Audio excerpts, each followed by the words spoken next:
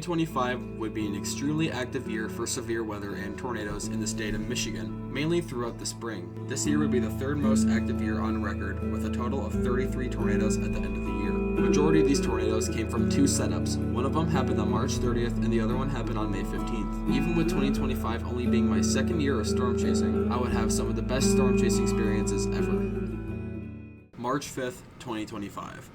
On March 5th, a low-wind thunderstorm setup was developing over parts of central and southeastern Michigan. Therefore, my grandpa and I decided to head out to chase this low-wind setup. Though we didn't see very much, we saw some beautiful structure and a developing shelf cloud along a line of very gusty showers.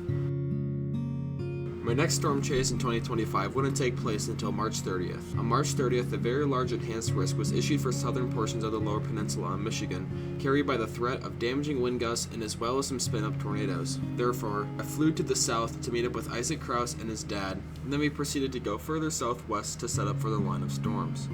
As we got into position, it was basically just a lot of waiting and radar analysis, waiting and seeing what the storms were going to do as they flew towards us. There was little to no storm structure on this day, as the storms were just a big messy bag of wind and tornadoes embedded inside of them. Even though there was little to no storm structure on this day, we got to experience strong outflow winds of 70 to 80 miles per hour that caused significant damage and over 100,000 power outages in Michigan. Oh God! There we go! That's 80! That's 80! That's 80 right there! Oh my God! Look at her! Oh my God! Oh! Oh, I just hit a freaking water pot! March 30th was my first actual storm chase by myself after I got my driver's license. Despite this being my first ever storm chase in an extremely intense thunderstorm, I still had fun dodging trash cans and watering pots in the middle of the road.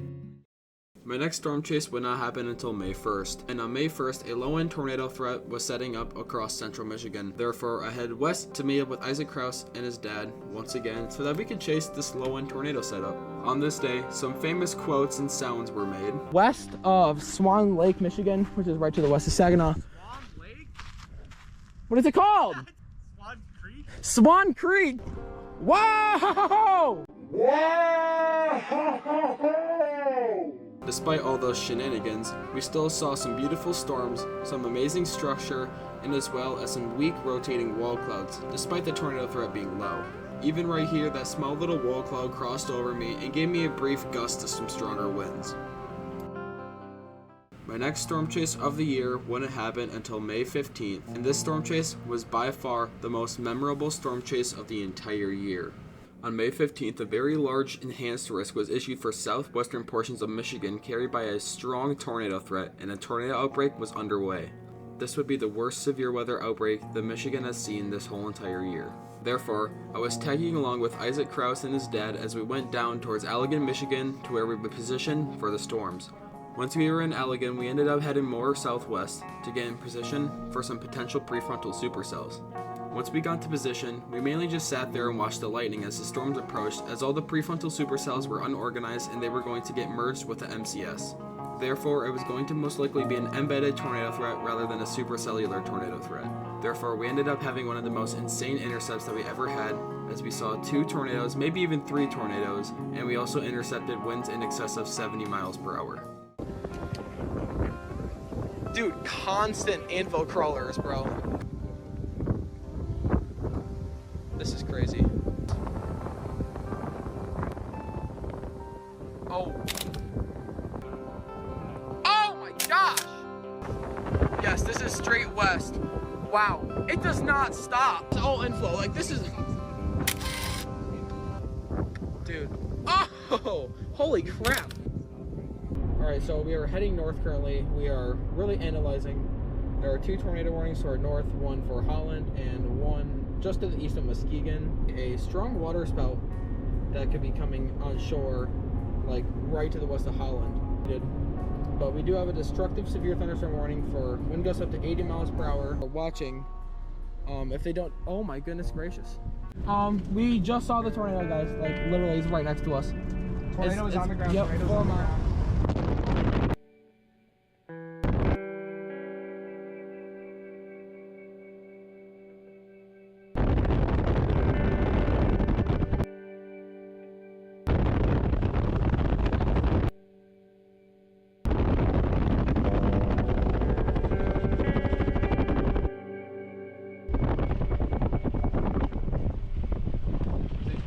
Yep, literally right next to us. Okay.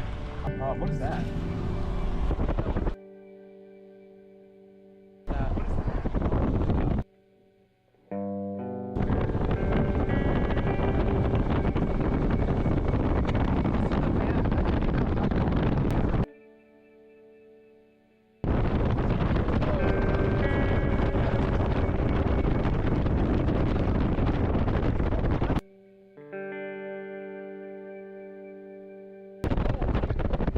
Okay, it's starting to rain again, yeah. Yep.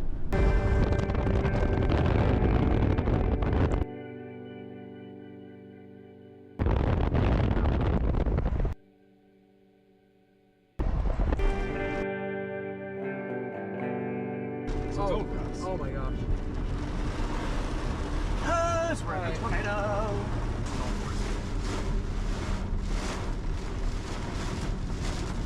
This is insane. Yeah, I would stop. I would just stop.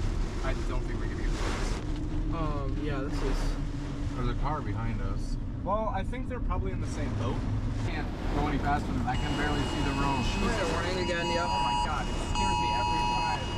Dude, New tornado warning, yeah. May 15th occluded with an apocalyptic scene as tornado sirens were blaring through the towns in the middle of the night. This one tornado intercept where the tornado developed over top of us will be one to remember for the rest of our lives. Coming into June, I had a few storm chases that I went on. Most of them were not too memorable. However, coming into July, on July 2nd, I went on a little storm chase to chase a little strong thunderstorm that was coming into Wisner, Michigan. However, I intended the storm to be weak. It ended up being way stronger than I expected, and I ended up getting blasted with winds upwards of 60 to 70 miles per hour. And then again, on July 6th, I went on another little storm chase for a weak thunderstorm that had developed, and yet again, I underestimated it, and it ended up being a very powerful microburst with extremely fast motion. And yet again, on August 12th, another low and severe threat was expected in Michigan for pop-up thunderstorms. And then a long line of thunderstorms developed in central Michigan and began to move eastward. And on this line of thunderstorms, a very, very beautiful shelf cloud developed with some of the most insane shelf cloud structure I had ever seen in my life. After August 12th, I really thought that the weather was going to die out and not much was going to happen since then. However, September really came in with a bang. And on September 24th, a low-wind landspout threat was developing over Michigan, right on my home turf, and I ended up seeing 2 landspout tornadoes, or cold air funnels, form right next to my house. It's still going. I'm not sure if it's fully making contact with the ground. I'm not close enough to really see that yet, but really, really pretty little landspout tornado right here. Very, very beautiful. Big time landspout number 2. Look at that. Holy crap. Are you kidding me? That is so pretty. You gotta be absolutely kidding me. Wow, look at this. Like very cool tilted updraft base, whatever this is.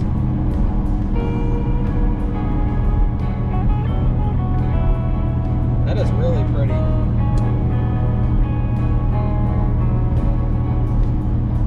But yeah guys, 2025 was absolutely just an outstanding year for storm chasing, especially me being like a brand new storm chaser and stuff for the past 2 years, and I cannot wait to see what 2026 has in store for me as well. But yeah, in 2026 I'm going to be doing a lot more storm chasing with Isaac. I'm going to be a lot more prepared, probably going to end up getting a new camera pretty soon. Might be doing some storm chasing with my dad, maybe even my grandpa. Should probably get my grandpa back out there as well. He hasn't been out there since last year. And I might even do some storm chasing with some other friends as well. See, I'm very excited, really looking forward to 2026.